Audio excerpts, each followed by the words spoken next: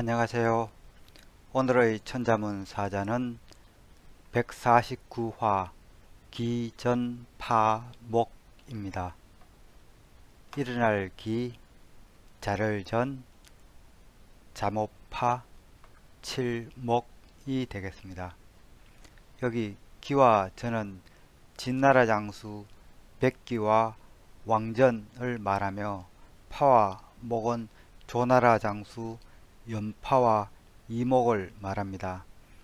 따라서 사자는 전국시대 4대 명장으로 일컬어지는 진나라 장수 백기와 왕전 그리고 조나라 장수 연파와 이목을 나열하고 있습니다. 이 장수들은 병사를 아주 잘 다루었기에 다음에 나올 사자 용군최정과 함께하여 문장이 완성됩니다. 백기는 진나라 소양왕 때 명장으로 조나라, 위나라, 한나라, 초나라 등 여러 나라들을 정벌하여 진나라 영토를 크게 넓히는 데 지대한 공을 세웠습니다. 하지만 말년에 진나라 재상 범수의 시기와 소양왕과의 전술적인 의견 충돌로 출병을 거부하다 유배를 가게 되었으며 결국 유배지에서 자결을 명받게 됩니다. 백기는 그가 출병한 크고 작은 전투에서 패배한 적이 없어 불패의 명장으로 능력을 인정받았으나 수많은 적군 포로도 죽인 학살자로 악명이 높습니다. 그는 장평대전에서 포로로 잡힌 조나라 군사 40만 명을 구덩이에 파묻어 버리기도 하였습니다. 그는 자결을 하면서 그 업보를 받는 것이라 자책하였다는 말도 있습니다. 왕전도 진나라 대표적인 명장으로 진시황의 천하통일에 크게 기여하였습니다. 왕전은 조나라, 연나라, 초나라 등을 차례로 공격하여 멸망시켰으며 그의 아들 왕분과 손자 왕리 또한 3대에 걸친 명장으로 유명합니다. 왕전은 백기와 달리 처세술도 뛰어나 의심이 많았던 진시황 밑에서도 정군의 지휘권을 보장받았으며 천수도 누렸습니다. 한번 실각도 했으나 처신을 잘해서 다시 복직되기도 합니다. 복귀 후에는 더욱더 능력을 인정받아 기원전 223년 초나라를 물리쳤으며 221년 그의 아들 왕분이 제나라를 멸망시키면서 중국은 최초로 통일을 이루게 됩니다. 그럼 글자에 대해 살펴보도록 하겠습니다. 먼저 일어날 기를 설명드리겠습니다. 이 자는 달릴 주와 몽기자가 합해진 형태입니다. 달릴 주는 건문을 보면은 팔을 휘저으면서 가는 사람과 발짓자가 있는 형태입니다. 따라서 발로 달리다 또는 빨리 가다는 느낌을 주는 자가 달릴 주가 되겠습니다. 그래서 그 의미가 달리다, 달아나다, 걷다, 떠나가다 입니다. 또한 이렇게 달리는 일을 하는 사람을 뜻하기도 해서 심부름꾼, 종, 하인이란 의미도 있습니다. 그렇다 보니 미천한 사람을 뜻하게 되어 자기 자신을 낮춰 부를 때 겸칭으로도 사용되는 자가 달릴 주입니다. 몽기자는 각골자부터 오늘날까지 자행변화가 없이 내려온 자가 되겠습니다. 이 자는 휘어진 새끼줄을 그린 것으로 보고 있습니다. 이 몽기자가 들어간 자형으로는 여기 아니불 그리고 차례제가 있기도 합니다. 아니불의 각골자는 밧줄로 나무를 줄줄이 엮은 나무 울타리입니다. 채집 생활을 마치고 정착 생활을 하게 된 고대인들은 산짐승의 침입을 막기 위해 움집 주위로 나무 울타리로 보호막을 쳤습니다. 그래서 초기 의미는 경계하다, 근심하다, 못 들어오게 하다, 막다 였습니다. 그리고 못 들어오게 막다는 의미가 발전하여 말다, 아니다로 그 뜻이 발전된 것이 아니불입니다. 차례제의 건문은 새끼줄을 칭칭 감은 나뭇가지를 손에 들고 있는 모습입니다. 고대에는 막대에 줄을 감은 횟수로서 그 순서를 나타내었습니다. 그래서 처음에는 순서, 차례를 의미하였으나 나중에는 다음이라는 의미가 부각되어 아우를 뜻하는 아우제로 널리 쓰이고 있습니다. 따라서 이 몽기는 뭔가 묶는 새끼줄을 그린 것이라는 걸 알 수 있습니다.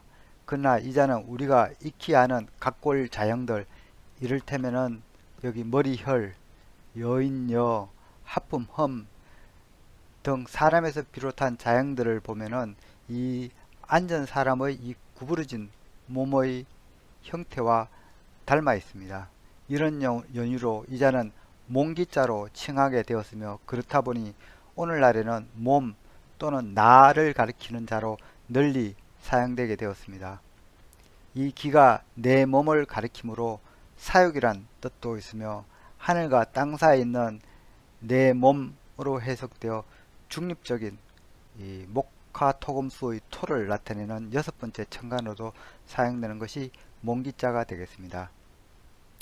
지금은 이 자에서 밧줄이란 그런 의미는 사라졌지만 이 묶다는 속뜻이 있어 이 자는 다스리다는 그런 뜻이 아직도 남아 있습니다. 그런데 이 일어날 기는 건문과 소전을 보면은 몽기자는 보이지 않고 이 달릴주와 이 자가 뱀사자입니다. 뱀사자의 합자로 되어 있습니다.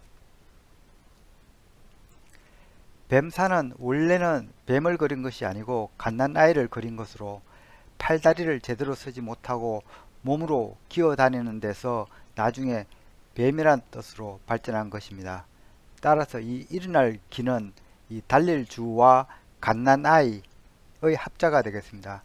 이는 기어다니던 이 갓난아이가 일어나 이 걷기 시작하는 것을 의미하고 있습니다.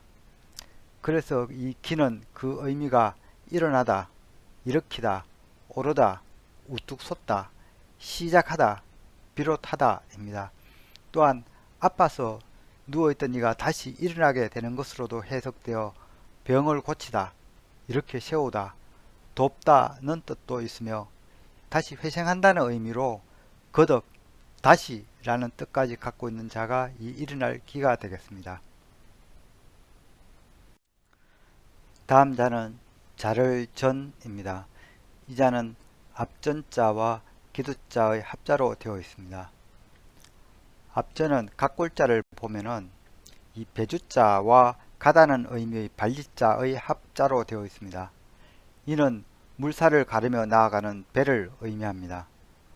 혹은 거리를 뜻하는 이 행자도 함께 있어 백기를 나타낸 것으로 보입니다. 건문부터는 행자는 사라져 없어지고 발지자와 배주자로만 통일되었습니다. 저는 앞서다와 같은 이런 공간적 의미뿐만 아니라 미래에라는 시간적 의미도 동시에 갖고 있는 자이기도 합니다.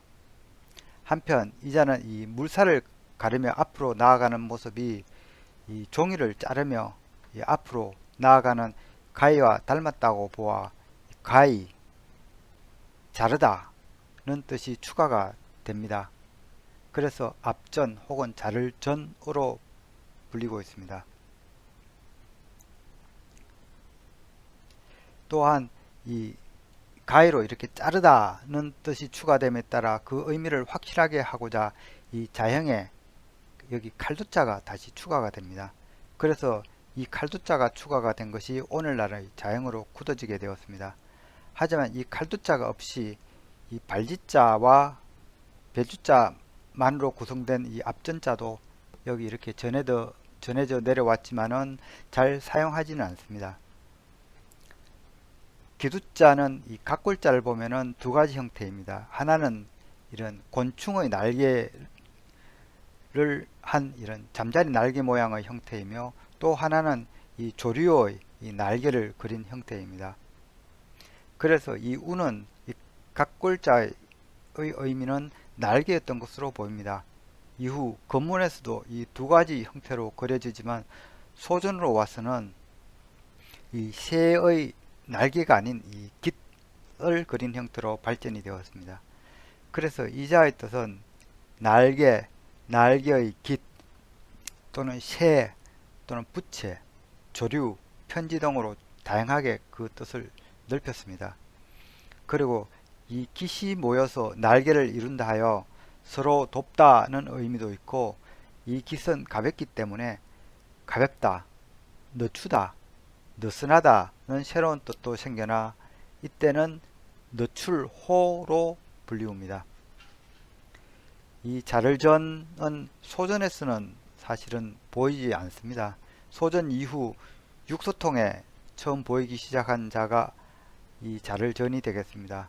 이 자는 여기 앞전이 물살을 가르며 나아가는 이 배라는 데 착안하여 이 공기를 가르며 날아가는 화살을 표현한 것이라 하겠습니다. 그래서 화살 깃을 뜻하는 이 기두자를 자형 아래 배치하여 이 화살 형태를 만들었습니다. 이 자는 공기를 가르며 가는 화살을 의미하는 것일 수도 있고, 이 화살의 그 깃을 새의 꽁지 깃을 잘라서 만드는 것으로 해석할 수도 있습니다. 그래서 그 의미가 자르다, 끊다, 깎다, 제거하다, 멸망시키다이며, 명사적으로는 가위 또는 깃이 달린 이 화살이란 그런 뜻이 있습니다. 다음 자는 자못파입니다. 이 자는 가죽피와 머리혈의 합자로 되어 있습니다. 가죽피는 금문을 보면은 뱀의 가죽을 벗기는 사람 손이 그려진 형태입니다. 그래서 그 의미가 가죽, 껍질을 벗기다 입니다. 머리혈의 각골자는 사람의 머리 부분을 강조한 형태입니다. 그래서 이 머리, 얼굴, 목 등을 뜻하는 자가 머리혈이 되겠습니다. 자모파는 이 소전에 나오는 자형이므로 가죽과 머리의 합자라 할 수 있습니다. 이는 얼굴 가죽을 뜻하여 이 얼굴을 주름지게 나타내는 걸 의미합니다. 즉 찡그린 얼굴을 의미하는 거라 할 수 있겠습니다. 그래서 이 자형은 뭔가 잘못된 일에 대해 불만을 표시하는 것으로 해석되어 비뚤어지다, 불공정하다, 치우치다, 반듯하지 못하다, 편파적이다는 의미를 갖고 있습니다. 그래서 이 얼굴은 기분이 상당히 상했다 해서 부사적으로는 잠옷, 꽤, 매우, 몹시 등의 용도로도 사용되고 있습니다.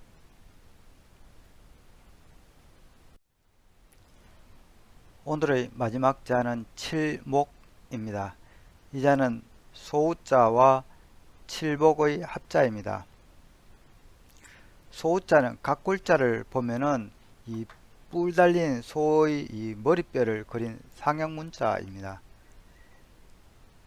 칠복자는 각골자를 보면은 이 손에 막대를 쥔 형태입니다. 이 자는 나중에 막대로 땅에 글을 쓴다는 해석이 있기도 하고, 이 글을 문의 이 머리 획 부분이 이 등으로 가 있는 형태가 되었다 해서 등글을 문이라고 불리기도 합니다. 칠목은 이 각골 시대부터 있었던 아주 오래된 자형입니다. 즉 이 소를 막대로 모으는 모습을 그린 것이므로 이 신석기 시대에 목축이 이미 행해지고 있었음을 알 수 있습니다. 사진에서처럼 사하라 사막에는 8000년 전에 그려진 이런 목축 암벽화가 있기도 합니다. 그래서 이 목은 그 의미가 치다, 가축을 기르다, 다스리다, 통치하다 등이며, 소의 입장에서는 복종하다는 반대의 뜻도 있습니다. 그리고 소를 치는 사람, 목자라는 그런 의미가 있고, 소를 치는 목장, 즉 경계지의 의미도 있습니다.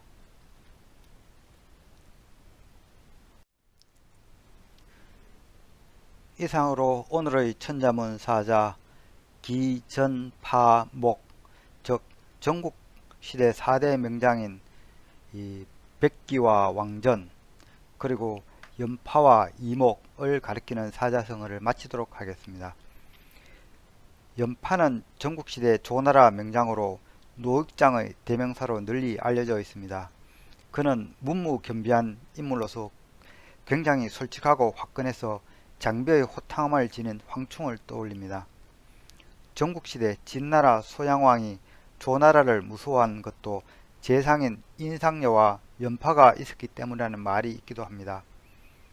그러나 세월이 흘러 해문왕 뒤를 이은 효성왕에 이르러 조나라 조정은 섰게 됩니다.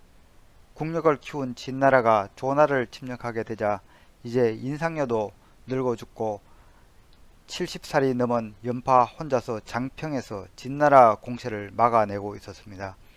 그러나 진나라 내물 공세에 넘어간 재상 곽겨의 모함에 효성왕은 연파를 총대장에서 해임하는 엄청난 실수를 저지르게 됩니다.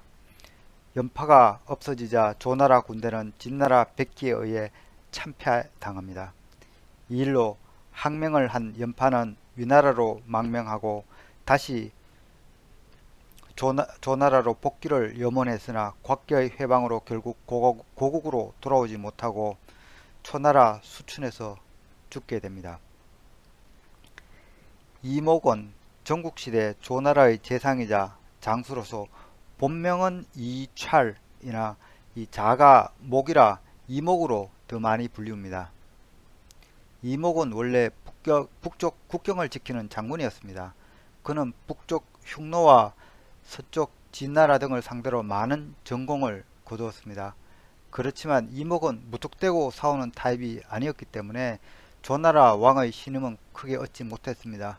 그래서 왕이 다른 장수로 국경을 지키게 하자 1년도 안 돼 이 조나라 국경은 큰 피해를 입게 되고 다시 이목이 파견됩니다. 이목은 병력을 정비한 후 흉노적을 정벌하여 10년간 흉노적이 국경을 넘보지 않게 되었다 합니다. 기원전 229년 진나라가 조나라를 공격하자 조나라에서는 이목과 사마상으로 하여금 맞게 합니다. 이목은 수차례 진나라 군대를 격파하고 진나라 장수 환기를 죽였습니다. 그러자 진나라에서는 조나라 재상 곽계에게 뇌물을 주고 이목과 사마상이 반란을 일으킨다고 소문을 퍼뜨렸습니다. 때문에 조나라 왕 천은 이목을 체포해 죽이게 됩니다. 그리고 사마상을 해임시킵니다.